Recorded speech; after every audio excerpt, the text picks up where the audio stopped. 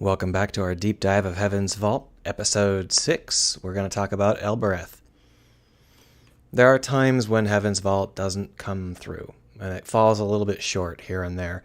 And here on Elbereth, that's what happens. Unfortunately, the experience of Elbereth is a little weak in terms of the level design.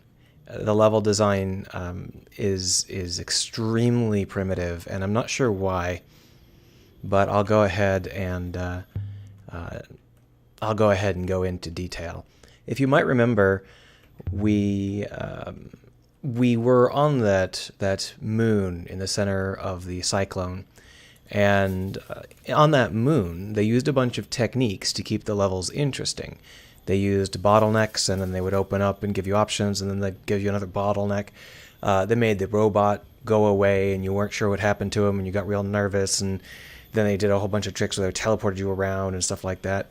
So they used a bunch of tricks to try and keep that world interesting, because there is a serious problem designing story worlds for this kind of story world, because the levels don't have any sort of engaging play. There's no fights. There's no leveling up. And because of that, it can be quite challenging to create a level that feels interesting. All of the tricks you'd normally do, like, oh, we'll put some enemies up on the ledge so that they can give you an interesting challenge and the level topology will be interesting. You can't really do that if there's no enemies. You can't really do that if there's no complexity to your gameplay. It's challenging. But you have to face that challenge head on. You have to make sure that you know how to make your levels challenging instead of just giving up. So what we're going to do is wander on down into the pits as soon as we're done with this chatty little conversation.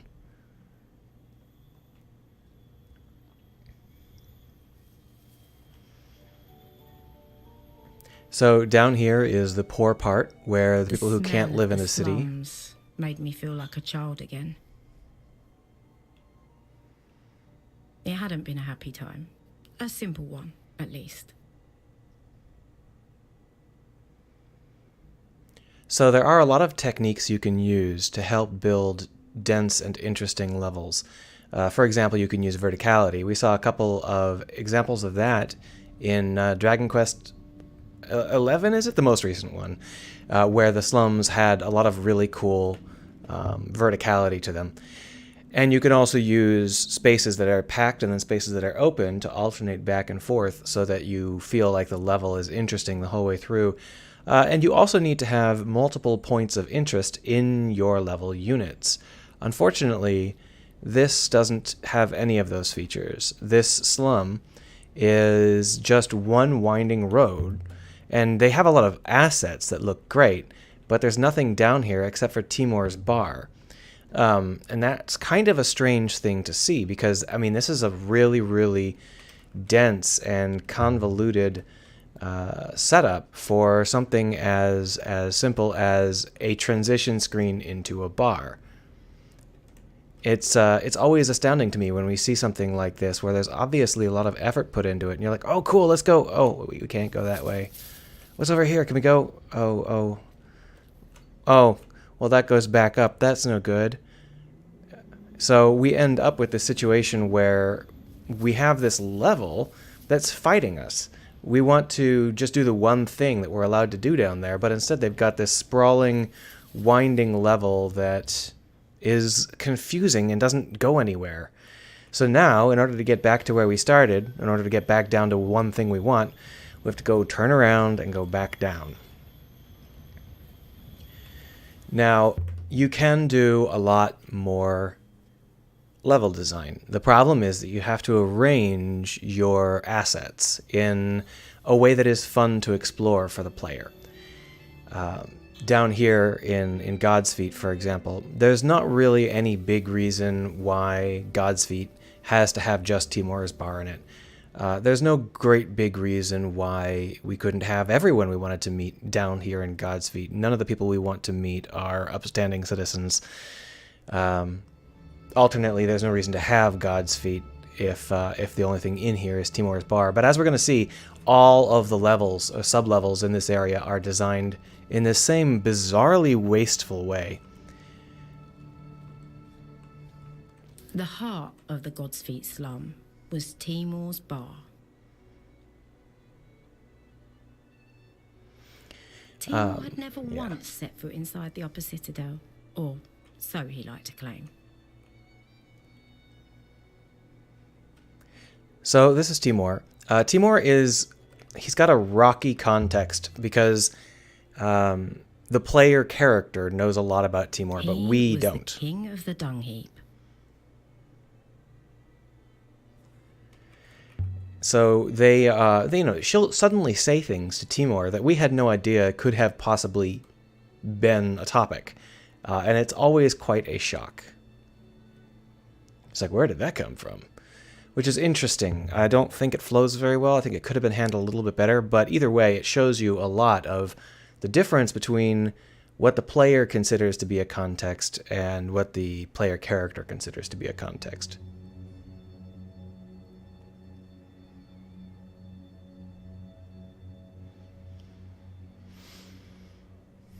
I'm not sure why they have special rules for robots that are only found on one planet, and it's not this one.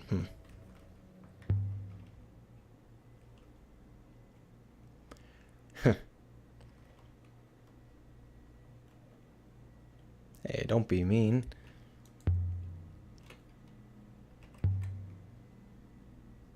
Let's go ahead and talk to Timor. If he's a buddy, let's brag.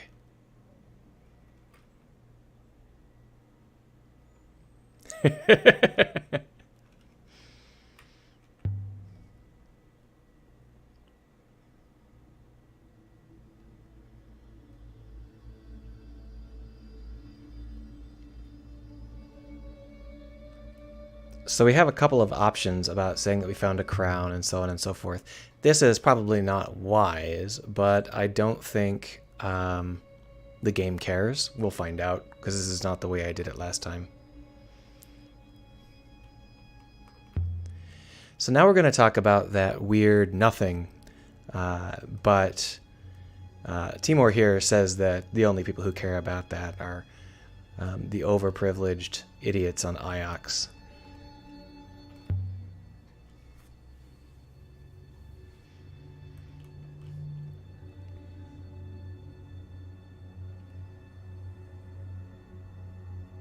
Which is a good way to show the difference between our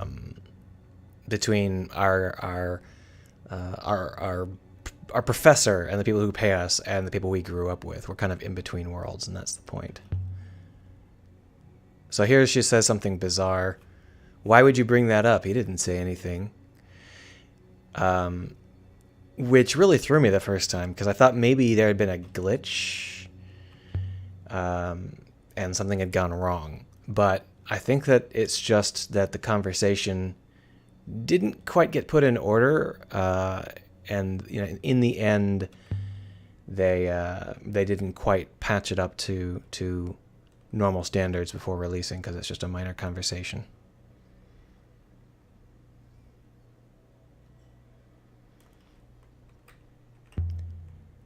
So basically, Timor wants to marry us. At least he says he wants to marry us because he'll give us all of his shit when he dies, because he doesn't have anybody else to give it to. And he wants to try and take care of us. Water, that it burns your throat with the cold of space. But it isn't true. Timor knocks it up out back in an old metal bin. This voice actor is so good. Oh, good. Now here's why I came down. I needed a new toy. What he gives you is random. Last time he gave me a key. It's all good. Oh, look, copyright symbol. I get to learn about the copyright symbol. Neat. Well, there's is. And there's always.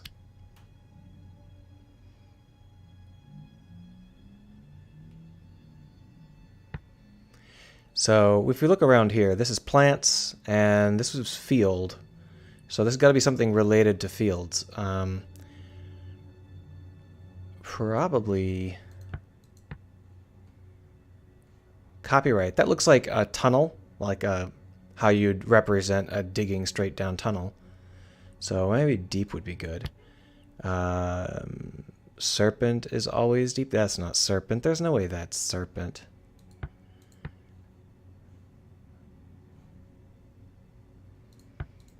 I've never gotten this one, I don't think.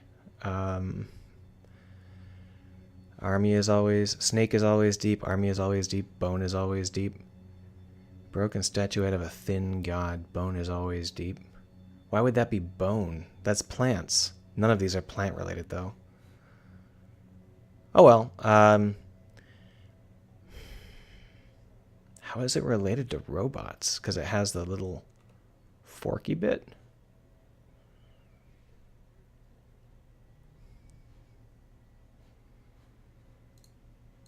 This is strange. Sorry to take so long. It doesn't actually matter very much. But deep doesn't make any sense for any of those options, whereas if it's long, I can always say that serpent is always long. That doesn't make any sense either, but at the very least it is an entertaining thing to say.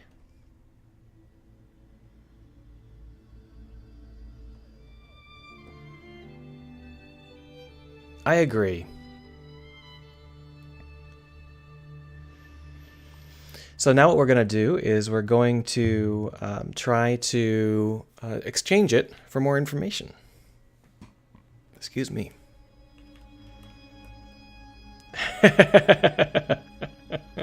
He liked me. See, I think that the marriage talk was supposed to happen after that bit. So we're just going to have some more idle conversation.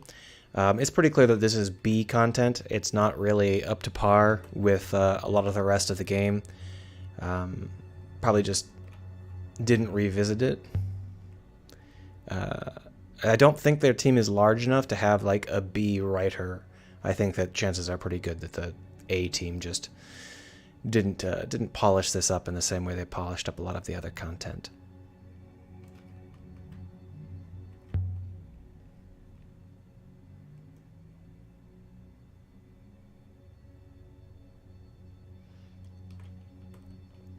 But one of the things about this that's good is that it's telling us that we were here, we lived here, and the people here still remember us. And that's valuable to us because it connects us to the universe and gets us to... it connects us to the universe and gets us to understand our place. I've said it several times over the past decade. One of the things you can do to keep the... sorry, I just blanked because that was actually interesting. One of the things you can do to keep this whole situation flowing is... I'm sorry. I was too busy thinking about other things, and I ended up totally dropping the ball on this one. If I remember what I was going to say, I'll talk about it afterwards.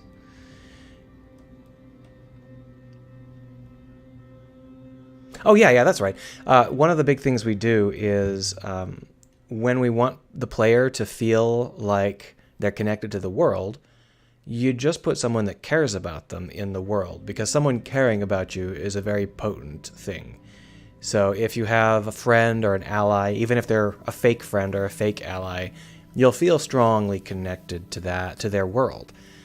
And, you could see that in Life is Strange, where Jefferson was your ally, and he pulled you into the game world by telling you how awesome you were, even though, from what we could see, we weren't very awesome. Someone believing in us, or pretending to believe in us, was enough for us to really get a strong sense that, that we belonged in this world, and that this would be an interesting ship, an interesting exploration. Sorry, an interesting adventure. I was trying to click on the ship. Too late. Too bad. It's fine. Sorry, I'm a little scatterbrained today. It's Friday, and it's bitter cold. And, that happens, I guess. I'd restart, but it's almost impossible to restart. I would have to play again from the beginning. So the idea here is that we get from down here to the top via a hopper.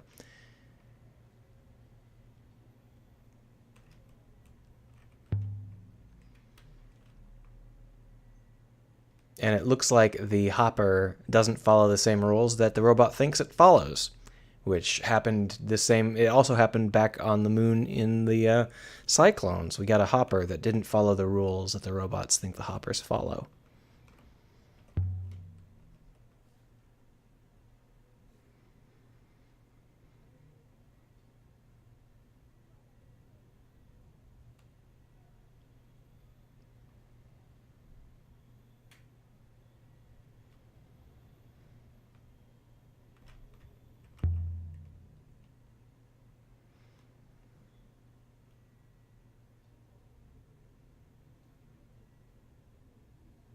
So we're going to be using the hopper right now.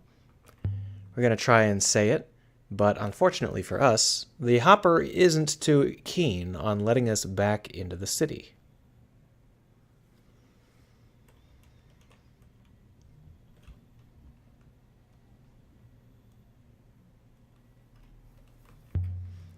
So what we're going to do is we're going to try and power through with all of these passwords we've been picking up. Oh, that was much faster. The first time I played through, I had to guess like 8 different things. We hacked the gate with our ancient knowledge.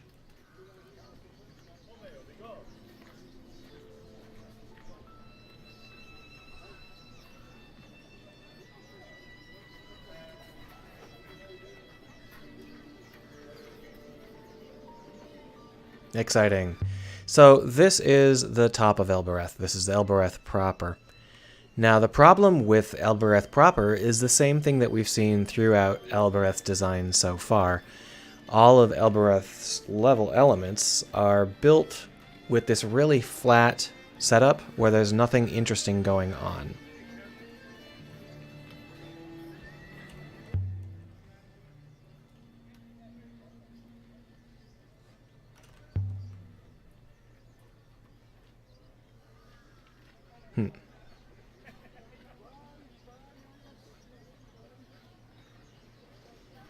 And now we're setting up the stage for a potential future in which our fragile robot breaks.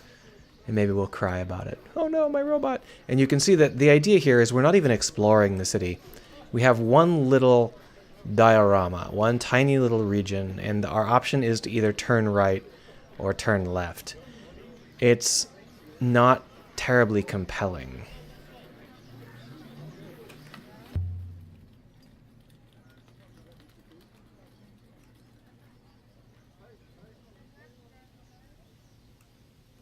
It's quite a response to make. Oh well.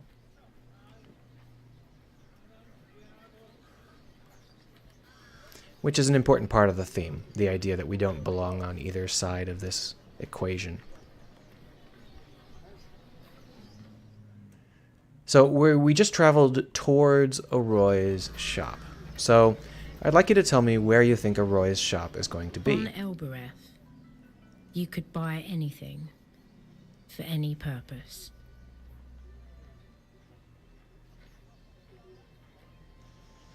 So this is not a slave dealer exactly, but pretty close. And she would allow us to buy workmen if we needed some.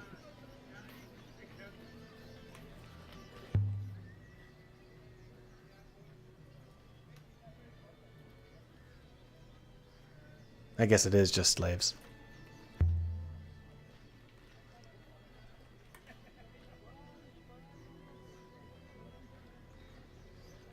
And here we're learning a lot more about the robots and what their behavior would be like. It's a fun way to build on. It's actually like a triple threat here. We're building more about what the robot is like. We're learning more about the robots.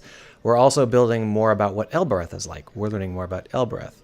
And lastly, we're setting up a keystone for a future puzzle, because this is not just a random thing. There are reasons why we might come here in the future. We're not going to do it right now, though, because we don't have the thing we would need to pay her. So there's no reason. No reason to do it yet. Hey, look, I can go over to Tappy's. In case you forgot, the choice we were given in the front courtyard was whether we wanted to go to Tappy's or whether we wanted to go to Aroy. So can you tell me why there are 2 courtyards, each of which branch and go the same places? Is there any reason to not have the slavers in the main courtyard? I'm not sure. I'm not sure about the level design here. This is a bit of a slog.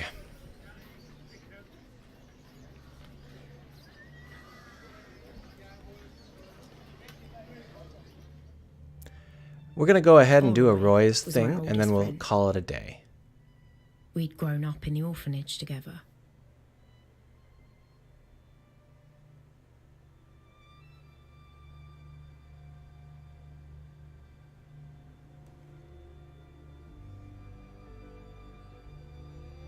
But I had left Elbereth and she had stayed. All right, well, here is Roy's courtyard. She is a technical wizard, according to us. So what we're going to do is just take a quick little look around. And basically, the point of looking around here is, this is more like what you'd get in Life is Strange, where you'd look around and you'd find hints as to the sorts of people that you're dealing with. So when we're talking about Roy, we can learn more about her situation by looking at the stuff in her courtyard, which is nice. But there's only like maybe 3 NPCs that are have that level of depth. It's not an NPC focused game.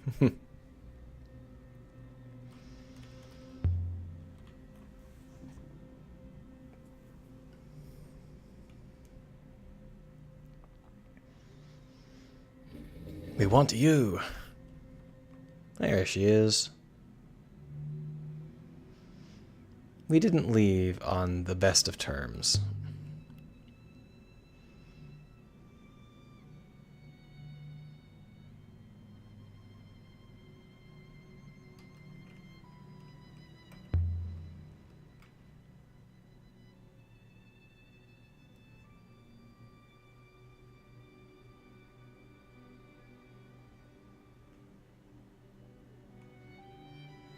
We'd been friends.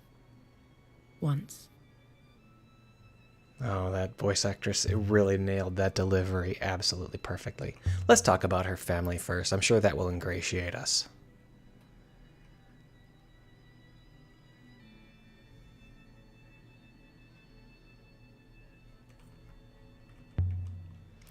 So, we just got a Roy's Son is Born added to our chart. Here he is, 9 years ago. So her son is 9 years old. Her daughter is already on our chart. We know that she's like 13 and a half. And she's named after us, which is something you wouldn't know unless you came over here to the chart to take a look.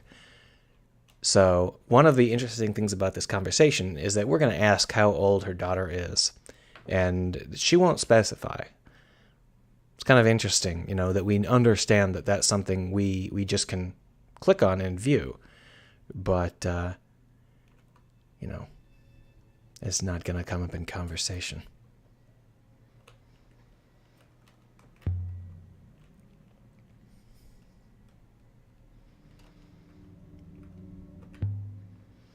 If I'd said, how old is she? She would have said, you know very well how old she is. Yeah.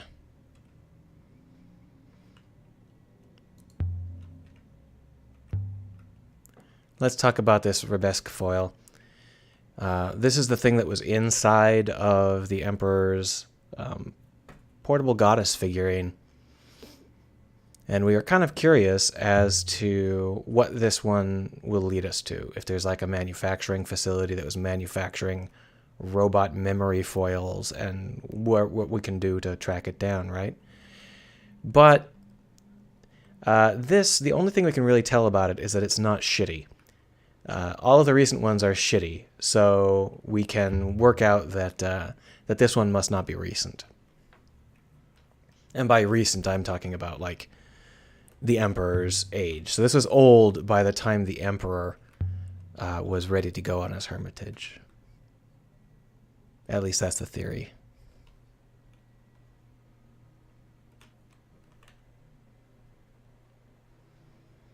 So we found something cool and we wanted to tell her about it. And she was like, wait, you did something dangerous, which is a fun way to show that even though she's grumpy and hates our life choices, she still likes us.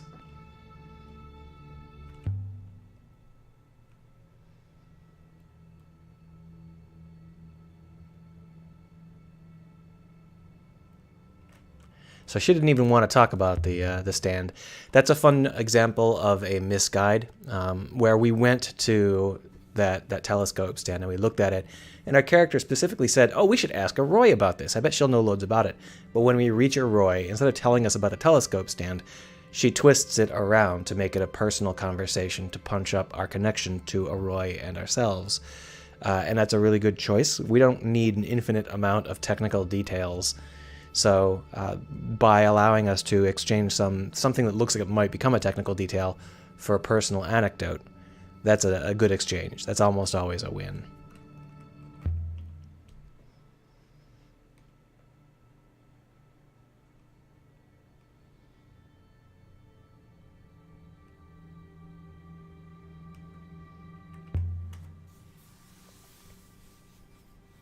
Now to the meat of it.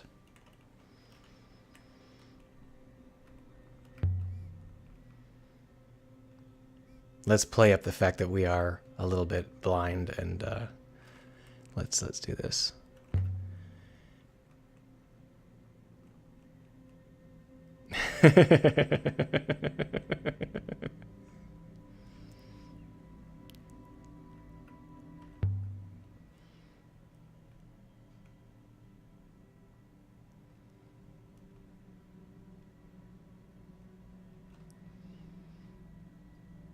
Now, if you've played the game, you may not have ever seen this scene. It depends on what you do. There are a lot of things that can happen in different orders, and I'm not really sure how flexible it is.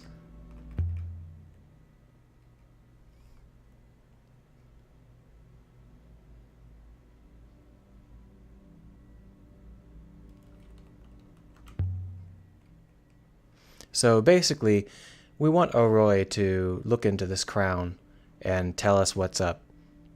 Hopefully we'll find something even better than the priceless crown of the ancient emperor.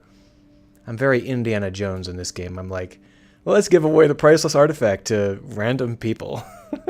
But if we'd taken it back to Iox, it probably would have gone even worse, right? You just get not even put in a museum. It would just vanish into someone's private collection. I know those Ioxians.